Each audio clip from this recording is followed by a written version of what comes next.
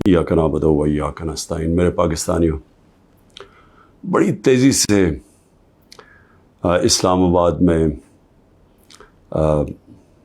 عدالت میں میرا توشہ خانہ کا کیس چل رہا ہے۔ ہمایوں دلاور صاحب پریزائڈ کر رہے ہیں اس میں، اور ہم نے کوشش بڑی کی ہے کہ چیف جسٹس اسلام آباد ہائی کورٹ، اور ہم بڑی دیر سے کوشش کر رہے ہیں کہ وہ ہمارا کیس ٹرانسفر کریں یہاں ہمایوں دلاور سے، کیونکہ یہ حق ہوتا ہے ایک جو ہر شخص کا، اس کا ہمیں آئین، ہمارا قانون حق دیتا ہے کہ اگر ہمیں ایک اعتماد ایک جج پہ نہیں ہوتا تو ہمارا حق ہوتا ہے کہ ہم اپلائی کریں کہ ہمارا کیس ٹرانسفر کر دیں۔ اور یہ ہم نے تب سے کیا تھا، یہ میں نے کل بھی بات کی، میں پھر بھی آپ کو بتا دوں کہ جب مجھے غیر آئینی اور قانونی طور پہ اٹھایا گیا اسلام آباد ہائی کورٹ سے اور مجھے پولیس لائنز میں رکھا گیا، تو ادھر ایک دم پتہ چلا کہ ہمایوں دلاور صاحب نے عدالت نکالی اور مجھے طلب کر لیا توشہ خانہ کیس پہ، نہ میرا وکیل، نہ مجھے پتہ ہے کسی چیز کا، اور اس کیس میں پھر فرد جرم لگا دیا۔ قانون تو یہ ہے کہ مجھے بتا کے لگانا چاہیے تھا، بتائے بغیر لگا دیا، تو ہمیں تب ہی سمجھ آ گئی کہ یہ ہمیں یہاں انصاف نہیں ملے گا۔ تو اس کے اگلے دن ہم نے تب سے اپلائی کیا اسلام آباد ہائی کورٹ میں ٹرانسفر کا۔ اب میں بات کر رہا ہوں 12 مئی کو، یہ تقریباً اب سمجھ لیں کہ 3 مہینے گزرنے لگے ہیں۔ تب سے اپلائی کیا ہوا ہے اور کوشش کرتے گئے کہ ہمارا کیس اس عدالت سے نکالا جائے۔ اس کے بعد بہرحال جو میں نے آپ کو بتایا کہ کیس ہوا، میں نے 35 سوال دیے گئے۔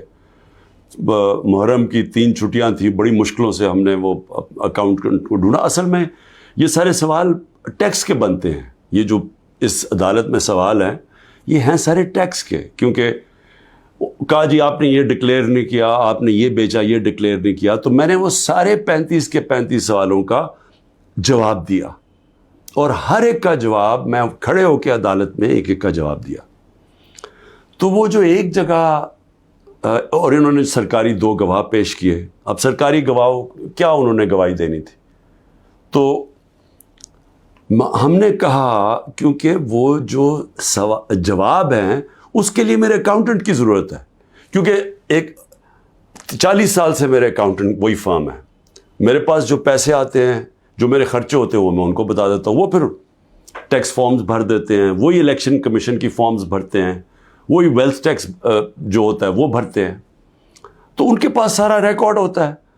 تو اب میں تو نہیں جواب دے سکتا کئی چیزوں کے، تو میں نے گواہ کے اندر اپنے اکاؤنٹنٹ کو کہا کہ وہ بیٹھے، اور وہ جو خاص طور پہ ایک جگہ پہ بات پھنسی ہوئی ہے کہ جی پیسے تو آپ شو کر رہے ہیں، لیکن پیسے کے اوپر آپ نے یہ نہیں لکھا کہ یہ توشہ خانہ کا پیسہ تھا، اماؤنٹ پورا ہے لیکن توشہ خانہ نہیں، وہ نہیں لکھا۔ تو یہ اکاؤنٹنٹ نے بتانا تھا کہ وہ فارم اس نے جیسی بھی بھری، کیونکہ فارم تو وہ بھرتا ہے۔ بہرحال 1 گھنٹے کا ٹائم دیا گیا اور کہا کہ 1 گھنٹے میں اب یہ نہیں پہنچے گا تو چلو۔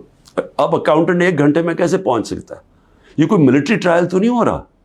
اس کو وٹنس ختم کر دی، اور بھی ہم نے بلائے ہوئے تھے وٹنسز جنہوں نے گواہی دینی تھی انہی چیزوں کو، اور جو میرا حق ہے۔ اب ایک فیئر ٹرائل ہوتا ہے کہ آپ کو موقع ملے کہ مجھے ایکیوز کریں، مجھے موقع تو دیں کہ میں اپنی صفائی پیش کر سکوں۔ نہیں موقع دیا گیا، اور بڑی جلدی سب کچھ تیزی سے کیا جا رہا ہے۔ چھٹیوں میں کبھی ٹرائل نہیں ہوتا، یہ آج کل عدالتوں کی چھٹیاں ہیں، چھٹیوں کے another day to day trial ہو رہا ہے، جلدی پڑی ہوئی ہے کہ کسی طرح یہ بس جلدی سے ختم ہو جائے، موقع بھی نہیں دے رہا ہے۔ 1 دن کیا ہو جائے گا کہ 1 دن ڈیلے ہو گیا، 2 دن ڈیلے ہو گیا، کون سی قیامت آ گئی؟ وٹنسز آئے، ہم تو مطمئن ہو جائیں کہ ہم نے اپنا کیس پوری طرح لڑا ہے، لیکن چھٹیوں کے اندر بھی جلدی پڑی ہوئی ہے کہ کسی طرح فیصلہ آئے۔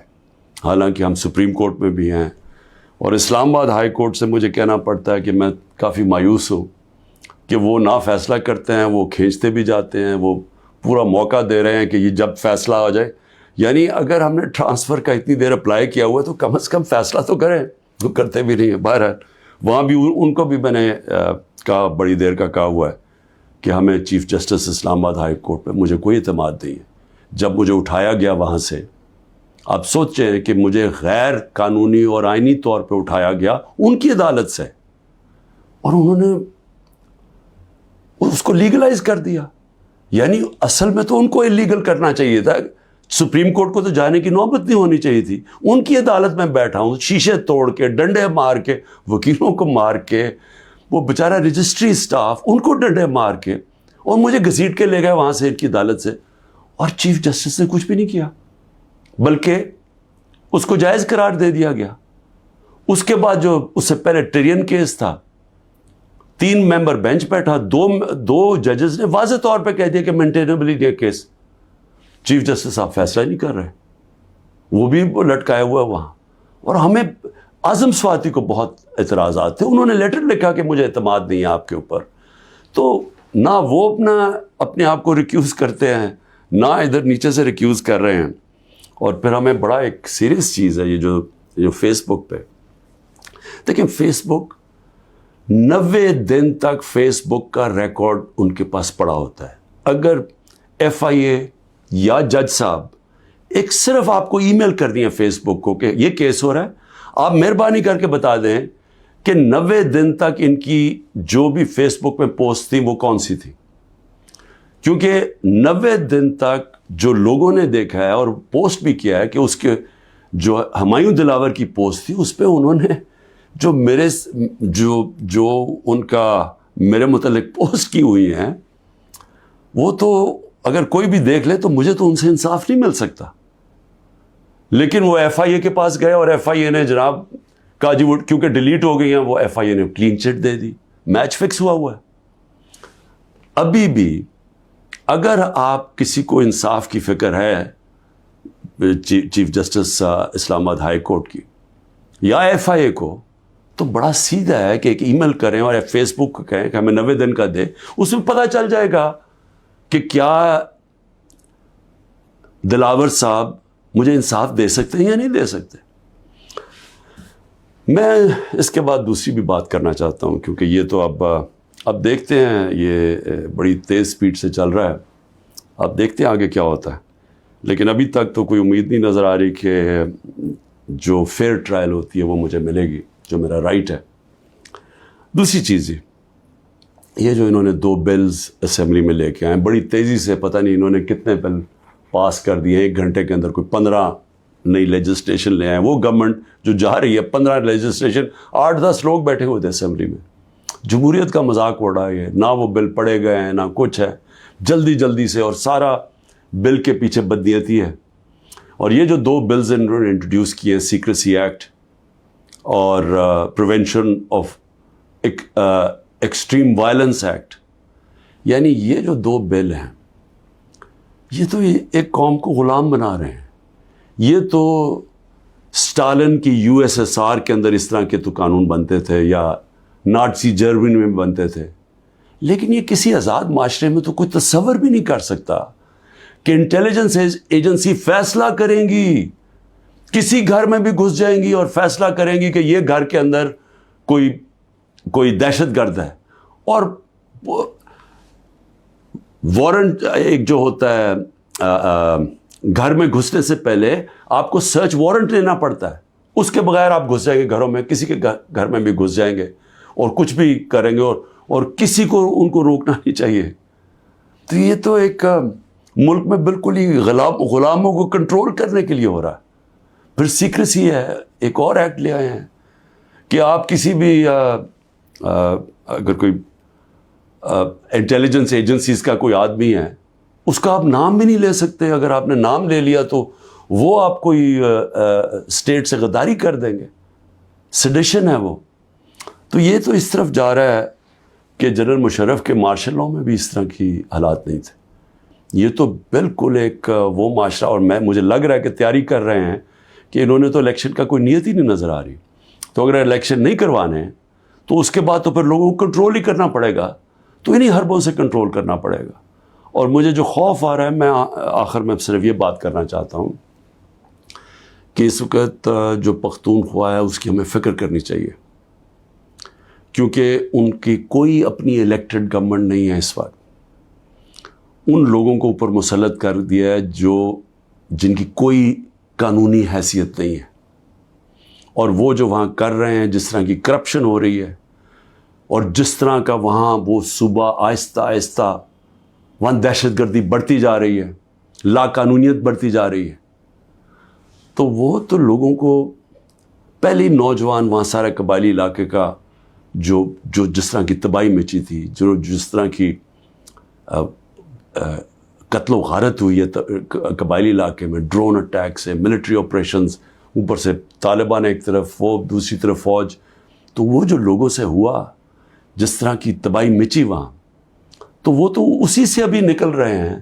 تو اگر یہ اسی طرف چلا گیا پھر سے، تو مجھے تو سمجھ نہیں آ رہی کہ کیا جو اس وقت فیصلے کر رہے ہیں اس ملک کے، کیا ان کو اندازہ ہے کہ نیچے گراؤنڈ کے اوپر کس طرح کا غصہ اٹھ رہا ہے؟ کیا اندازہ ہے کہ جب وہ پولیس لائنز کے اندر جب 100 پولیس والے شہید ہوئے تھے، پتہ ہے نیچے سے کیا آوازیں آ رہی تھیں؟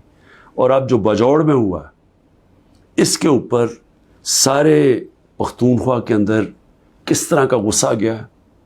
کیا کسی کو اندازہ ہے کہ یہ کس طرف جا سکتا ہے؟ اور میں اس لیے کہہ رہا ہوں کہ بہت ضروری ہے، ایک ہی طریقہ ہے کہ یہ جو نیچے گراؤنڈ کے اوپر غصہ ہے یہ تب نکلتا ہے جب الیکشنز کرواتے ہیں. الیکشنز میں لوگوں کا غصہ نکل جاتا ہے، اور پھر ایک جب منتخب گورنمنٹ آتی ہے لوگ امید لگا لیتے ہیں، اور ہوتا کیا ہے کہ وہ جو سارا ٹیمپریچر ہے وہ نیچے آ جاتا ہے، سٹیبلٹی آ جاتی ہے، استحکام آ جاتا ہے ملک میں. تو یہ جو دوسری طرف ابھی کوششیں ہو رہی ہیں، جو لوگ اس ملک میں جن کا جینا مرنا ہے ان کو خوف آنا شروع ہو گیا. جو 12 لاکھ یہاں سے پروفیشنلز چھوڑ کے گئے ہیں اور جا رہے ہیں، آج ہمیں سمجھ آنا چاہیے کہ ان کی امید ختم ہو گئی ہے. یہ سب سے خطرناک چیز ہے کہ ایک معاشرے میں لوگوں کی امید چلی جائے.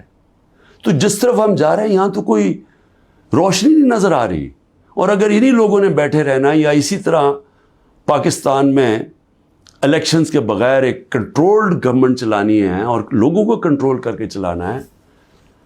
میں یہ اپنے تجربے سے ایک تاریخ کا ایک طالب علم ہوں، میں آپ کو بتانا چاہتا ہوں جو سیاست میں ایک زیرو سے ایک پارٹی آج سب سے بڑی ماشاءاللہ پاکستان کی پارٹی ہے، جو میرا تجربہ ہے عوام کا، میں آپ کو کہنا چاہتا ہوں کہ یہ پاکستان کو ادھر لے کے جا رہے ہیں.